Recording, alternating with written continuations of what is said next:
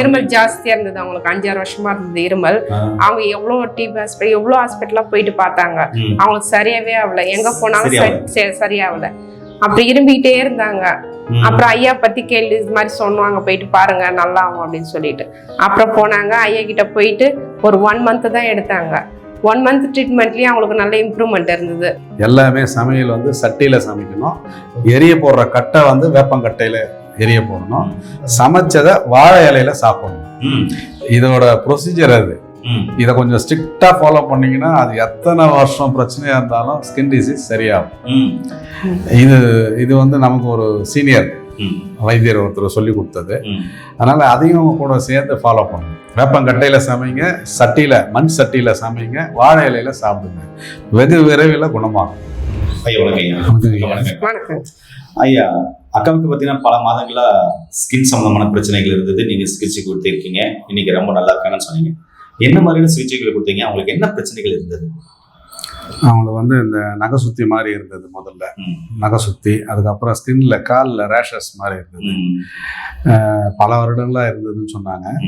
நம்ம இந்த குழித்தைலம், கருஞ்சீரக குழித்தைலம், இந்த குழித்தைலம் வந்து 2 சொட்டு, காலையில 2 சொட்டு, நைட்டுக்கு 2 சொட்டு. சிறுவர்களா இருந்தா 5 வயசுக்குள்ள இருந்தா ஒரு சொட்டு எடுத்தா போதும். இதை ரெகுலரா பயன்படுத்தும் போது பாத்தீங்கன்னா ரத்த சுத்தி, இதோட இது என்ன பாத்தீங்கன்னா ரத்தத்தை நல்லா சுத்தம் பண்ணும். புற்றுநோய்கள், டிபிங்கிற சொல்லக்கூடிய அந்த டிபி, ஆமா, அதையும் சரி பண்ண முடியும். காச நோயையும் சரி பண்ணக்கூடிய அருமருந்து இது. 100% வேலை செய்யும். ஏன்னா சித்தர்கள் வந்து அந்த அளவுக்கு இதை பெருமையா சொல்லியிருக்காங்க பாடல்கள்ல.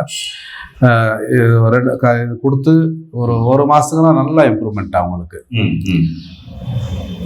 1 மாசத்துல. ஓகே. அக்கா, நீங்க சொல்லுங்க, இவங்க கிட்ட சிகிச்சை எடுக்கிறதுக்கு வரதுக்கு முன்னாடி உங்கள் உடல்ல என்ன மாதிரியான பிரச்சனைகள் ஏற்பட்டது? அதே மாதிரி நிறைய ரொம்ப வருஷமா ஒருத்தருக்கு இருமல் ஜாஸ்தியா இருந்தது அவங்களுக்கு. 5-6 வருஷமா இருந்தது இருமல். அவங்க எவ்வளவு டிபி ஹாஸ்பிட்டல் எவ்வளவு ஹாஸ்பிட்டல்லாம் போயிட்டு பார்த்தாங்க, அவங்களுக்கு சரியாவே ஆகல. எங்க போனாலும் சரியாகல. அப்படி இரும்பிக்கிட்டே இருந்தாங்க. அப்புறம் ஐயா பத்தி கேள்வி இது மாதிரி சொன்னாங்க, போயிட்டு பாருங்க நல்லா ஆகும் அப்படின்னு சொல்லிட்டு அப்புறம் போனாங்க. ஐயா கிட்ட போயிட்டு ஒரு 1 month தான் எடுத்தாங்க. 1 month ட்ரீட்மெண்ட்லயும் அவங்களுக்கு நல்ல இம்ப்ரூவ்மெண்ட் இருந்தது. அவங்க வெளியே எங்கேயும் போக மாட்டாங்க. இருமல் வருது. இருமல் வரப்ப இரும்பி யூரின் போறதுனால அவங்களால வந்து வெளியே போறது அவாய்ட் பண்ண ஆரம்பிச்சிட்டாங்க. இருமல் சளியெல்லாம் ரொம்ப அவஸ்தப்பட்டாங்க அவங்க. இப்ப வந்து இந்த இருமல் சளி எதுவுமே கிடையாது அவங்களுக்கு. அந்த இரும்பி இது பண்றதுனால அவங்க வந்து வெளியே போறதெல்லாம் கூட அவாய்ட் பண்ணிட்டாங்க. இருமல்னால யூரின் வருது, அதனால வெளியே போக முடியல அப்படின்னு சொல்லிட்டு ரொம்ப கஷ்டப்பட்டாங்க. அப்புறம் ஐயா வீட்டுக்கு போனதுக்கு அப்புறம் அங்கேயும் இரும்பிட்ட உடனே அவங்க வீட்டுக்காரம்மா பார்த்துட்டு உடனே மருந்து எடுத்துட்டு வந்து கொடுத்தாங்க. அதை சாப்பிட்டதுக்கு அப்புறம் அந்த செகண்ட்லயே அவங்களுக்கு கொஞ்சம் இருமல் கம்மியாச்சு.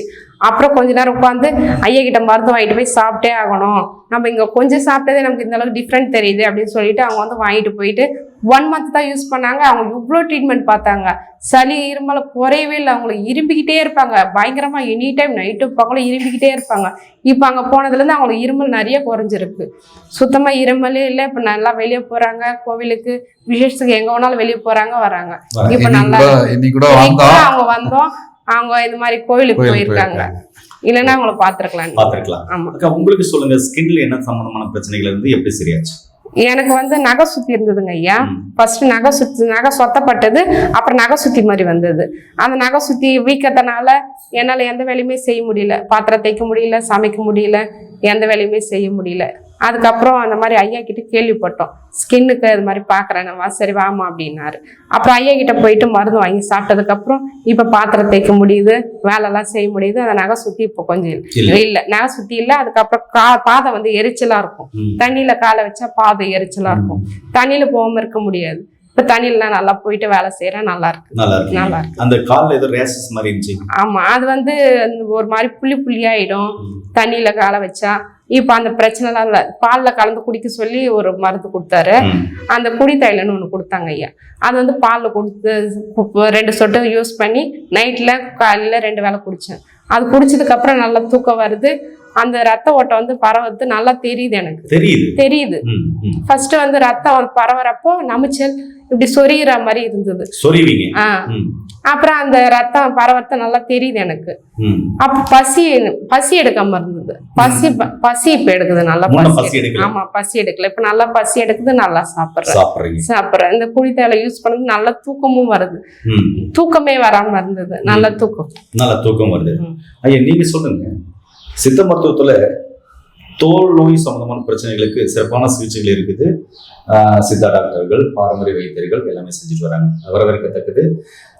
சித்த மருத்துவத்துல சொறி, சிரங்கு, அவரமும் படை, எக்ஸிமா, தோல் நோய், சோரியாசிஸ், சிவியரான தோல் நோய், சோரியாசிஸ் பல வருஷங்களா இருக்கு, மீன் செதில் மாதிரி இருக்கின்றவங்களுக்கெல்லாம் இந்த மருந்து எந்த அளவுக்கு சப்போர்ட்டிவ் பண்ணும், இந்த மருந்து எந்த அளவுக்கு வேலை செய்யும்? இந்த மருந்து எடுத்துக்கிட்டே கூட வாழ்வியல் முறையில அவங்க வேப்பங்கட்டையில சமைக்கணும், சட்டியில தான் சமைக்கணும். சாப்பாடோ அல்லது குழம்போ பொரியலோ எல்லாமே சமையல் வந்து சட்டியில சமைக்கணும். எரிய போடுற கட்டை வந்து வேப்பங்கட்டையில எரிய போடணும்.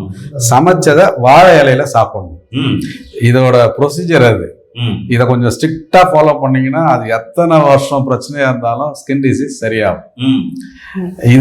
இது வந்து நமக்கு ஒரு சீனியர் வைத்தியர் ஒருத்தர் சொல்லி கொடுத்தது.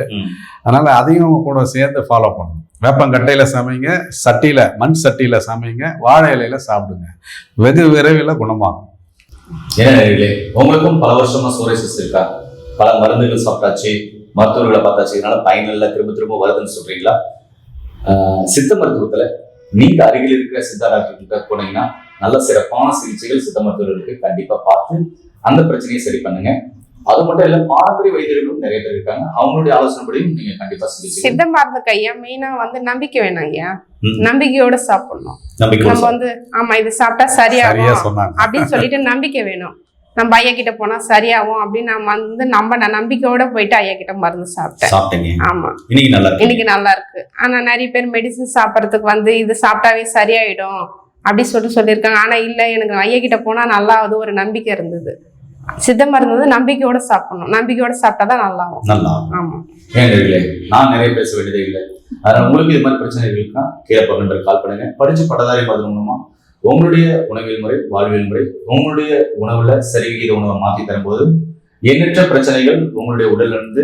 இன்னொன்னு ஐயா, இப்ப டாக்டர் கிட்ட போனோம்னா வந்து சொல்லுவாங்க, இப்ப டாக்டர் வந்து நம்ம செக் பண்ணி பார்க்கறதுக்கு முன்னாடி அவரே கேட்பாரு, உங்களுக்கு என்ன பிரச்சனை, ஏது பிரச்சனை, டாக்டர் வந்து கேட்பாங்க. ஆனா ஐயா வந்து அந்த மாதிரி கிடையாது. நம்ம வந்து இப்படி காமிச்சோன்னு உனக்கு இதை மாதிரி இருக்காமா, அந்த மாதிரி இருக்காமா அப்படின்னு ஐயாவே கேட்கிறாரு. நம்ம உடம்புல இருக்கிற எப்படி சிம்டம்லாம் அவரே சொல்றாரு. உனக்கு இந்த மாதிரி இருக்காமா, அந்த மாதிரி இருக்காமா அப்படி அவரே சொல்றாரு.